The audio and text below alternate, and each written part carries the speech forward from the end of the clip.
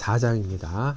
자왈 구지어인의면 무악년이라 말씀하시다 선생님께서 만약 인의 뜻을 두면 악행이 없을 것이다. 이게 전통적인 해석이에요. 무악, 그래서 악을 명사로 보고 악이 없을 것이다 이렇게 된 거죠. 이거 이제 만약으로 보기도 하고, 이거 이제 진실로로 보기로 해요. 진실로. 정말 인의 뜻을 두고 있다면 악행이 없을 것이다. 이렇게 해야 되는 거죠. 근데 이거를 악을 동사로 읽어서 오로 볼 수도 있습니다. 그러니까 인의 뜻을 두고 있다면 미워하는 것이 없을 것이다. 이렇게 되는 거죠. 왜? 인이라는 것이 실질적으로 사랑을 얘기한단 말이에요. 사랑을 널리 사랑하는 감정의 하나이기 때문에 사람을 진정으로 사랑한다면 오라는 미워하는 감정이 있을 수가 없다고 보는 거죠. 근데 공자가 이렇게 얘기한 걸 보면 이때 미워한다는 그 사람이 미워할 앞에 문장 3장에서 사람을 좋아할 수도 있고 미워할 수도 있다고 얘기했는데, 그때 미워한다는 건 무슨 얘기냐? 마음속 깊은 곳에 정말 미워하는 게 아니라 그 사람이 나쁜 행동을 저질렀으므로 그 악행을 고쳐주려면 그 사람을 미워하는 태도를 보여서 그 사람을 고쳐주려고 하는 그 의도가 있기 때문에 그런 것이라고 해석하는 거예요. 이거를 오로 해석하면 앞에 4의 3장하고 그 앞에 장하고 충돌이 일어날 수 있어요. 미워한다고 그래 놓고 미워하면 안 된다고 얘기를 하니까 그렇게 보는 거죠. 근데 이거를 이제 악으로 읽으면 자신 스스로의 행동에 대해서 반성하거나 그걸 얘기할 수도 있고, 이제 오로 읽으면 남을 미워하는 거니까 대상이 생기니까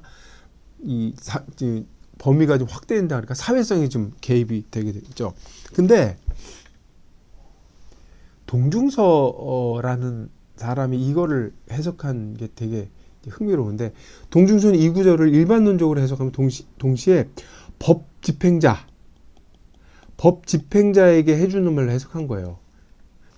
법집행자가 예를 들면 법집행자나 아니면 뭐 죄인이 볼 때, 법집행자가 볼 때 죄인이 어떤 행동을 저질렀는데 그 행동이 결과는 나쁜데 그 동기가 인의 뜻을 두고 있었다면 그 사람은 진짜 도덕적으로 단죄할 정도로 나쁜 놈은 아니라는 얘기죠.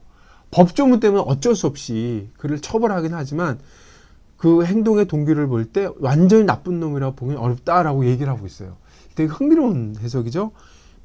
결과보다 동기를 중시한다는 면에서 되게 구체적으로 해석한 것이기도 할 수 있습니다.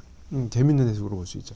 근데 이 4-3이 왜 재밌는 게 뭐냐면, 서양인을 대입해 보면 3장과 4장은 서양인들한테 읽기가 굉장히 곤혹스러워요. 왜 그러냐? 서양 사람들은 기독교 관념이 머릿속에 들어가 있어서 악이라는 관념을 받아들이기가 아주 쉽지 않아요. 악이라는 게, 선과 악이 공존한다는 게 이거 이해하기 쉽지 않거든요. 또 하나는 오라는 감정도, 왜? 원수를 사랑하라 그랬거든요. 그러니까 미워하면 안 되는 거예요. 이 사람들은 3강과 4장을 읽을 때 굉장히 당혹감을 느껴서 이걸 해석할 때 어떤 딜레마가 있어요. 그래서 이 사람들은 해석을 할 때 3장과 4장 하나 묶어요. 그래서 3장을 이렇게 하는 거죠. 인자만이 능히 사람을 좋아할 수도 있고 미워할 수 있다. 라는 말이 있는데, 이거를 고어로 보는 거예요. 이런 말이 옛말에 있는데 정말로 인의 뜻을 두고 있다면 악인이 오 같은 건 존재할 수가 없다라고 읽는 거예요. 그래야지만 악이나 오에 대한 기독교적 관념과 충돌이 안 일어나니까. 이거 되게 흥미로운 해석입니다. 이게.